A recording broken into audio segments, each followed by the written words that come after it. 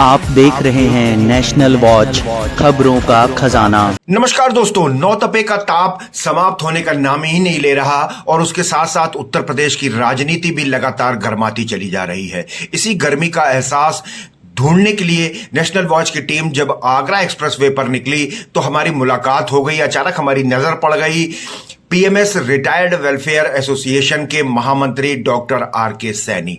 National Watch के दर्शक जानते हैं, कई बार हम डॉक्टर सैनी से मुलाकात कर चुके हैं। लगातार उत्तर प्रदेश के जो सरकारी डॉक्टर्स हैं उनका मामला उठाते हैं। आज भी हम, जब चूंकि आगरा एक्सप्रेसवे पर इनसे मुलाकात हो चुकी है, तो कुछ खास बातचीत करेंगे। उत्तर प्रदेश की राजनीति को लेकर बात करेंगे। पिछले दिनों इन्होंने प्रमुख सचिव स्वास्थ्य के खिलाफ ही एक एफआईआर करवा दी थी, उसको लेकर बातचीत करेंगे। साथ ही पीएमएस एसोसिएशन को लेकर के भी आज हम बातचीत करने वाले हैं। आइए आपको दिखाते हैं एक बहुत ही महत्वपूर्ण मुलाकात पीएमएस रिटायर्ड वेलफेयर एसोसिएशन के महामंत्री डॉक्टर आर.के. सैनी के साथ। डॉक्टर साहब, आज 16 जून है, रविवार का दिन है और आगरा एक्सप्रेस वे पे आज आपसे मुलाकात हो गई है। तो सर, कहाँ से जाना और कहाँ से आना हो रहा था? आगरा से आए थे और ये हमारा वहाँ सामान रखा था, उसके लिए टेम्पो करके लाने के लिए। आप कैसे आ गए यहाँ? सर, बस टेम्परेचर को देखते हुए सर, बस कुछ गतिविधियां हैं, क्योंकि उत्तर प्रदेश में भी टेम्परेचर बहुत बढ़ा हुआ है। भाजपा 400 पार का दावा कर रही थी, लेकिन उत्तर प्रदेश से ही पिछड़ गई। वास्तव में भाजपा को 400 के पार आना चाहिए था और हम मोदी जी की सरकार बनी है, थोड़ा मोड़ा उसमें लेकिन हो गया है। लेकिन ये हुआ सब इसलिए कि योगी आदित्यनाथ जी की बात लोगों ने नहीं मानी।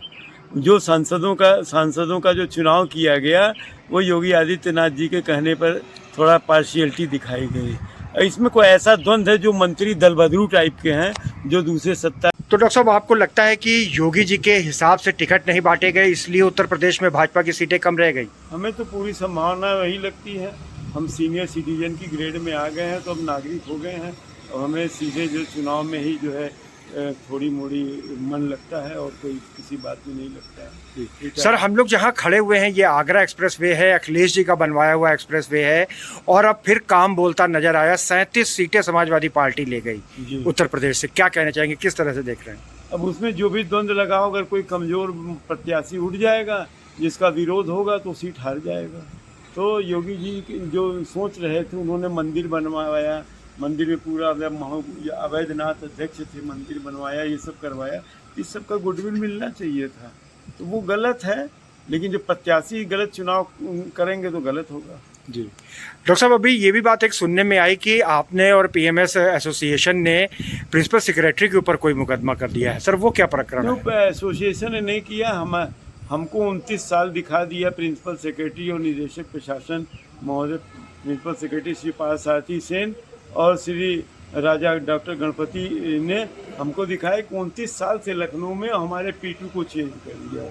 P2 में दिखा दिया 29 साल है, तो हमारे P2 में कूट रचना कर दी और निस्तारित कर दिया। हमने कहा था हमारा 1 साल रिटायरमेंट बचा है, हम लखनऊ जनपद हमको दे दिया जाए। तो लखनऊ जनपद न देके, तो हमें जब ये ऐसा लगा कि उन्होंने कूट रचना की, सारे दस्तावेज निकलवाए, तो हमने उन पर एक पहले एफआईआर दर्ज करने का, तो लेकिन एफआईआर वजीरगंज थाने ने दर्ज नहीं की। वजीरगंज थाने जब एफआईआर नहीं दर्ज की तो मुझे 156(3) में जाना पड़ा। 156(3) में आयु नियुक्त हुए, वजीरगंज थाने से कोई आयु नियुक्त हुए।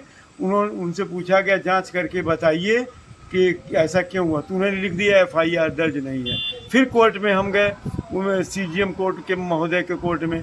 फिर हमने उनसे कहा कि श्रीमान जी एफआईआर दर्ज नहीं, कूट रचना हुई है मेरे साथ और हमारे दस्तावेजों में खिलवाड़ हुआ है। फिर उन्होंने एक आदेश निकाला कि एसीपी चौक लखनऊ इसकी जांच करके बताएं। इसकी जांच के लिए 7 तारीख की डेट पड़ी थी। 7 तारीख की डेट के पहले मैं बाहर था, तो मैंने कहा आऊँगा तब मैं बयान दूंगा। जांच तो उनको मेरे दस्तावेज के आधार पर कर दी गई, लेकिन उनके जो है स्टोनो मिस्त्री अनुज कुमार जी ने फ़ोन से बताया कि बिना बयान के आपका जांच नहीं हो सकता।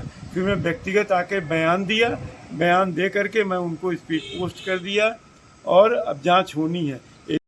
सर, तो कुल मिलाकर के पहले तो आपकी रिपोर्ट नहीं लिखी जा रही थी, फिर रिपोर्ट लिखी गई है और उसके बाद मुकदमा दर्ज हुआ। अगर सीजीएम के स्तर से आपको न्याय नहीं मिलता है तो सर आगे क्या रणनीति रहेगी? मैंने इसे व्यक्तिगत श्री पार्थसारथी सेन शर्मा जी के ऊपर, डॉक्टर राजा गणपति के ऊपर, हम आर वर्णमाला के बड़े आर वर्णमाला के बाबू तथा जो भी संलिप्त हो धारा 120 और 467-68 एवं 419-20 के तहत हमने किया है। अगर यहाँ से हमें CJM कोर्ट से न्याय नहीं मिलता है, फिर माननीय उच्च न्यायालय की शरण में मैं जाऊँगा। वहाँ भी नहीं मिलता है तो मैं सुप्रीम कोर्ट की तरफ प्रस्थान करूँगा। इसी तरह डॉक्टरों को परेशान करते रहते हैं। डॉक्टर हमारे सरकारी सेवा में आने से कटते हैं, झूठ पत्र लिख करके ये सोचते हैं न्यायालय ने आँख में पट्टी बांध रखी है। आँख में पट्टी बांधने का मतलब ये नहीं होता है कि न्यायालय कुछ देखता नहीं है। न्यायालय समानता का व्यवहार करता है, लेकिन हमारे शासन के कुछ लोग ऐसे हैं जो सोचते हैं न्यायालय अंधा है। अंधा नहीं है, न्यायालय समानता का व्यवहार करता है। इसलिए मैं चाहूँगा कि माननीय न्यायालय हमारी वेदना को सुने और उस पर विशेष ध्यान दें और दोषियों को दंडित करें, FIR लिखी जाए और इस तरह के जो भी IAS अधिकारी डॉक्टरों के खिलाफ कोई काम करते हैं उनके खिलाफ कार्रवाई करते। डॉक्टर राजेश मोहन गुप्ता जो औरैया में CMS थे, उनको भी परेशान किया गया और बांदा भेज दिया गया। डॉक्टर साहब, आप लगातार PMS एसोसिएशन और उत्तर प्रदेश के सरकारी डॉक्टर्स का मामला उठाते रहते हैं।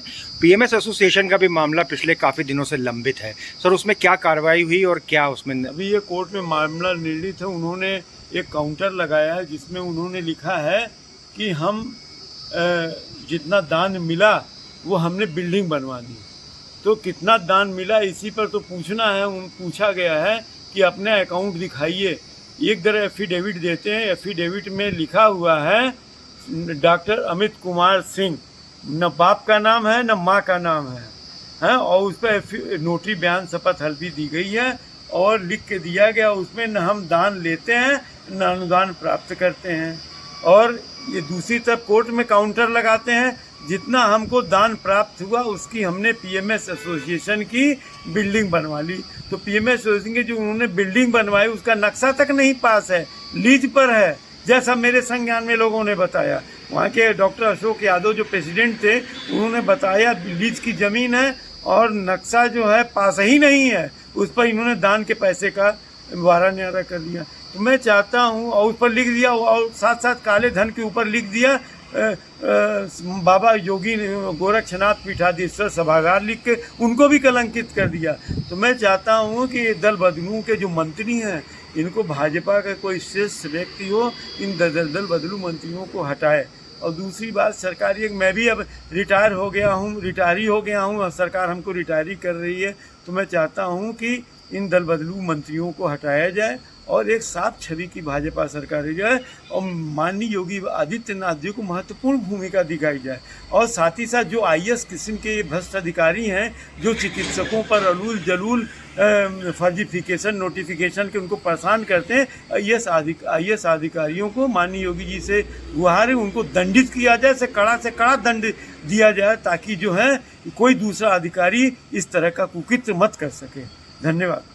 तो दोस्तों, देखा आपने, ये थे PMS रिटायर्ड वेलफेयर एसोसिएशन के महामंत्री डॉक्टर RK सैनी, जिनसे बातचीत करते हुए हमने जाना कि उत्तर प्रदेश में स्वास्थ्य विभाग में अंदर क्या क्या चल रहा है, क्यों सरकारी डॉक्टर्स की कमी उत्तर प्रदेश में रहती है, और भी जो समस्याएं हैं स्वास्थ्य विभाग में उसको लेकर के भी डॉक्टर सैनी ने महत्वपूर्ण जानकारी दी है। लगातार बने रहिए नेशनल वॉच न्यूज चैनल पर। बहुत बहुत धन्यवाद दोस्तों।